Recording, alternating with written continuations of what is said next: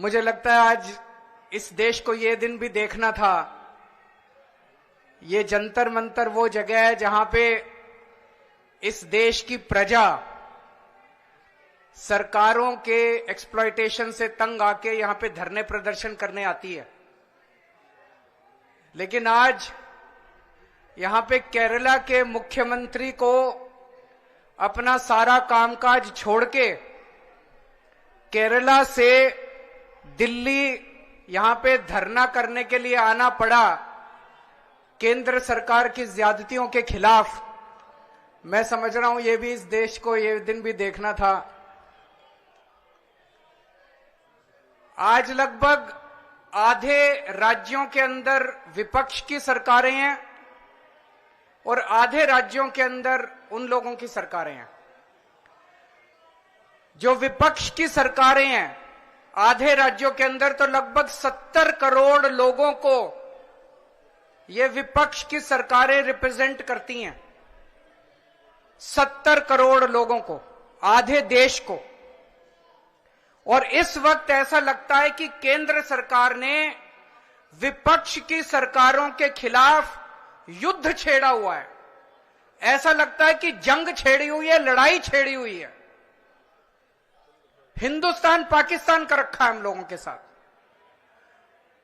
हम ये पूछना चाहते हैं कि क्या आप इन 70 करोड़ लोगों को अपना नहीं मानते?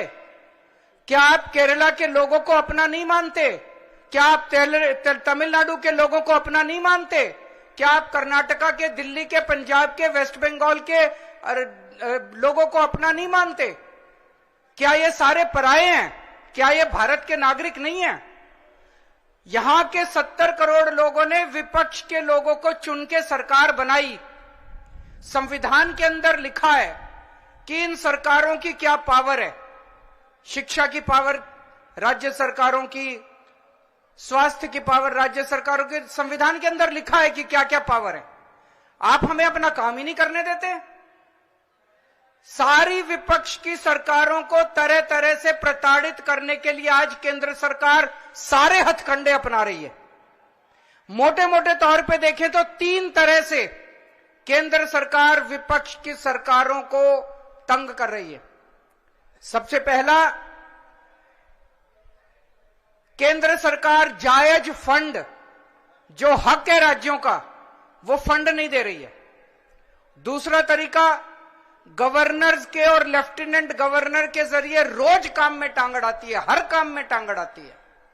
और तीसरा तरीका, एजेंसीज को छोड़ के जिसको मर्जी पकड़ के जेल में डाले जा रहे हैं, जिसको मर्जी पकड़ के जेल में डाले जा रहे हैं। सबसे पहले मैं पहले तरीके पे आता हूं।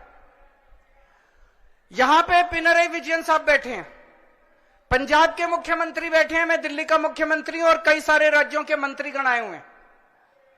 हम सारे रोज इस बात को झेल रहे हैं कि जो जायज फंड उस राज्य के बनते हैं वो फंड हमें नहीं दिए जा रहे।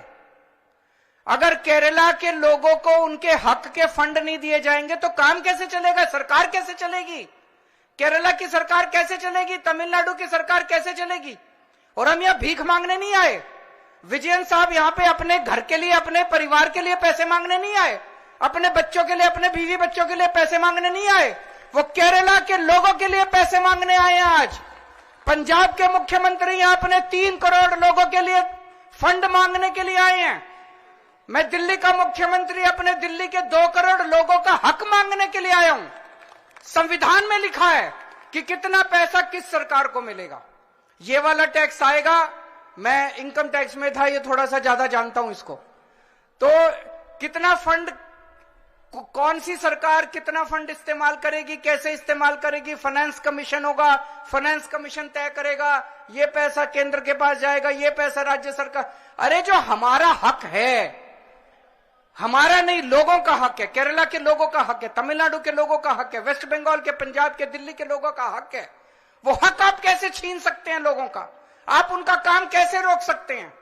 अगर आप हमारे लोगों के पैसे नहीं देंगे तो हम सड़कें कैसे बनाएंगे, बिजली कैसे देंगे, लोगों का विकास कैसे करेंगे?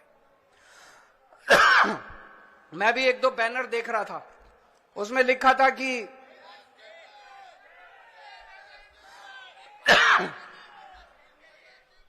केरला के 8400 करोड़ रुपए रोके हुए हैं। और मान साहब से मैं थोड़े दिन पहले बात कर रहा था, पंजाब के भी 8000 करोड़ से ज्यादा फंड रोके हुए हैं। अब एक एक फंड, अभी पंजाब सरकार थोड़े दिन पहले सुप्रीम कोर्ट में गई कि हमारा पैसा रिलीज नहीं कर रहे। आरडीएफ का पैसा, आरडीएफ लगभग 4-5 हजार करोड़ बनता है, 5500 करोड़ रुपया आरडीएफ का, रूरल डेवलपमेंट फंड का पैसा इस्तेमाल रिलीज नहीं कर रहे। केरल भी गया। सुप्रीम कोर्ट की हेयरिंग अब अगले हफ्ते फिक्स हुई है और तुरंत केंद्र सरकार से फोन आ गया, आइए बैठ के बात करते हैं। तो हम छोटी छोटी बातों के लिए सुप्रीम कोर्ट जाएंगे क्या? ये क्या बदतमीजी है? आप अपना काम क्यों नहीं करते? हम हर चीज के लिए सुप्रीम कोर्ट के पास और भी तो बहुत काम है। सुप्रीम कोर्ट भरा हुआ है केसेस से, जनता के केसेस से। हम अपने फंड लेने के लिए भी, हमें फंड लेने के लिए जंतर मंतर पे आके बैठना पड़ेगा। आप लोगों को जान के ताज्जुब होगा, दिल्ली के लोग मिलके साल में 2 लाख करोड़ रुपए का इनकम टैक्स देते हैं, 2 लाख करोड़। और उस 2 लाख करोड़ में से बदले में दिल्ली के लिए हमें कितना पैसा मिलता है, गेस कर सकते हैं आप लोग? 2 लाख करोड़ रुपए हम केंद्र सरकार को देते हैं दिल्ली के लोग मिलके इनकम टैक्स में।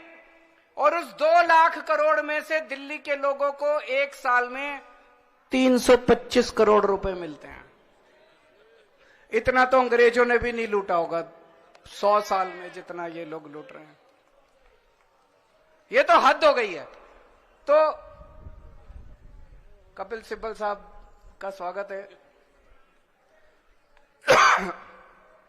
दूसरी चीज, गवर्नर्स और लेफ्टिनेंट गवर्नर्स के जरिए ये जिस तरह से सरकारों को तंग कर रहे हैं, संविधान के अंदर साफ साफ लिखा है कि ये हमारे सब्जेक्ट्स हैं।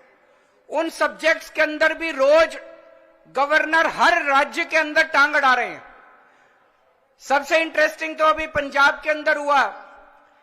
पिछले साल पंजाब सरकार ने बजट सेशन, अपनी असेंबली का बजट सेशन कॉल करने के लिए गवर्नर के पास फाइल भेजी। गवर्नर ने बजट सेशन करने की परमिशन नहीं दी। सोचिए, एक चुनी हुई सरकार, फुल स्टेट, उसका मुख्यमंत्री, उसकी कैबिनेट प्रस्ताव पारित करके कहती है कि हम फलानी तारीख से बजट सेशन बुलाएंगे और उसमें राज्य का अगले साल का बजट पास करेंगे। गवर्नर ने बजट सेशन की भी परमिशन नहीं दी। अल्टीमेटली सुप्रीम कोर्ट जाना पड़ा। सुप्रीम कोर्ट ने गवर्नर को खूब लताड़ा। लेकिन प्रॉब्लम यह है कि इनको लताड़ का, गाली गलौज का, इनको सुप्रीम कोर्ट रोज लताड़ता है इन लोगों को, इनको कोई फर्क ही नहीं पड़ता। तो इस तरह से दिल्ली के अंदर तो आप सब लोग देख ही रहे हैं कि हर काम के अंदर किस तरह से लेफ्टिनेंट गवर्नर हर काम के अंदर, छोटे से छोटे काम के अंदर टांग अड़ा रहे हैं। और तीसरा तरीका है ईडी। यह अब इनका एक नया हथियार आ गया, ईडी। अभी तक इस देश के अंदर यह कानून होता था कि अगर आपने कोई क्राइम किया तो उसकी जांच होती थी, फिर उसमें मुकदमा चलता था। मुकदमे में तय होता था कि कौन कौन दोषी है, कौन कौन निर्दोष है। जो दोषी है उसको सजा मिलती थी, वो जेल जाता था। मुकदमे के बाद, मुकदमा खत्म होने के बाद आदमी जेल जाता था जिसको दोषी माना जाता था। अब अब तय कर लेते हैं कि इसको जेल भेजना है, तो उसको पकड़ लेते हैं, उसको जेल में डाल देते हैं। फिर सोचते हैं अब इस पे क्या मुकदमा करें, इस पे क्या केस बनाएं। फिर ये केस बनाते हैं और केस बनाने के बाद फिर वो तब तक जेल में रहता है जब तक कि मुकदमा पूरा ना हो जाए और वो निर्दोष साबित ना हो जाए। हमारे देश के अंदर 15-15 साल लग जाते हैं मुकदमे पूरे होने में। तो 15-15 साल किसी को भी पकड़ के जेल, यह भी पीएमएलए जो कानून लेके आए उसमें ही लिखा है कि जब तक उस आदमी को, किसी को भी पकड़ के जेल में डाल दो और जब तक उस आदमी का मुकदमा पूरा नहीं हो जाता, वो निर्दोष साबित नहीं हो जाता, तब तक वो जेल से बाहर नहीं आएगा। ये तो बहुत खतरनाक है। अभी हेमंत सोरेन साहब को इन्होंने जेल में डाल दिया, अभी तक उनके ऊपर कुछ भी साबित नहीं हुआ है, अभी उनके ऊपर मुकदमा नहीं चला है, अभी मुकदमा शुरू भी नहीं हुआ है, अभी जांच चल रही है। लेकिन अगर मुकदमे को 15 साल लगे तो हेमंत सोरेन साहब 15 साल जेल में रहेंगे। और ये तो किसी को भी कर दें, कल मुझे पकड़ के जेल में डाल देंगे, विजयन साहब को पकड़ के जेल में डाल देंगे, स्टालिन साहब को पकड़ के जेल में डाल देंगे, सीतारामैया साहब को पकड़ के जेल में डाल देंगे, सुखविंदर जी को, किसी भी को भी पकड़ के जेल में डाल देंगे और सरकार गिरा देंगे। हेमंत सोरेन साहब को जेल में डाला, उसके बाद 48 घंटे तक ये लोग तोड़ने की कोशिश करते रहे, जेएमएम को तोड़ देते हैं। ये तो भगवान का भला और जेएमएम वालों का महान है, जेएमएम वाले जो टूटे नहीं इनके सामने। तो ये अब ये किसी भी को भी पकड़ के जेल में डाल देंगे, उसकी सरकार तोड़ देंगे और फिर अपनी सरकार बना लेंगे। ये क्या चल रहा है इस देश के अंदर? कह रहे हैं केजरीवाल भ्रष्ट है। मैं पूछना चाहता हूं, मैंने दिल्ली में बिजली सस्ती, बिजली फ्री कर दी दिल्ली के अंदर, मध्य प्रदेश में, गुजरात में, उत्तर प्रदेश में सबसे महंगी बिजली मिल रही है देश में। तो बिजली फ्री करने वाला चोर है कि बिजली महंगी करने वाला चोर है? दिल्ली में मैंने सबका इलाज मुफ्त कर दिया, चाहे गरीब हो चाहे अमीर हो, सरकारी अस्पताल में चले जाओ, सबका दवा दारू सब फ्री। मध्य प्रदेश में, गुजरात में, उत्तर प्रदेश में चले जाओ, इतना महंगा इलाज, सरकारी अस्पतालों का बेड़ा गर्क कर दिया इन लोगों को। मैं पूछ रहा हूं, लोगों का इलाज फ्री करने वाला चोर है कि लोगों का इलाज महंगा करने वाला चोर है? किसी को भी पकड़ के चोर चोर चोर चोर चिल्लाना चालू कर देते हैं लोग। तो दोस्तों, देश का बहुत बुरा हाल है। मैं विजयन साहब को बहुत बहुत बधाई देना चाहता हूं, उन्होंने आज ये अलख जगाई है, सबको इकट्ठा किया है। ये देश केवल हमारा नहीं है, ये देश 140 करोड़ लोगों का है। और आज मैं बीजेपी वालों को कहना भी चाहता हूं, समय का चक्र घूमता है, समय बड़ा बलवान है, अहंकार मत करो। भगवान ना करे कल समय का चक्र जब घूमेगा और तुम इधर होगे और हम उधर होंगे, कहीं ऐसा ना हो कि यही कानून तुमको खाने के लिए दौड़े उसके बाद। जय हिंद।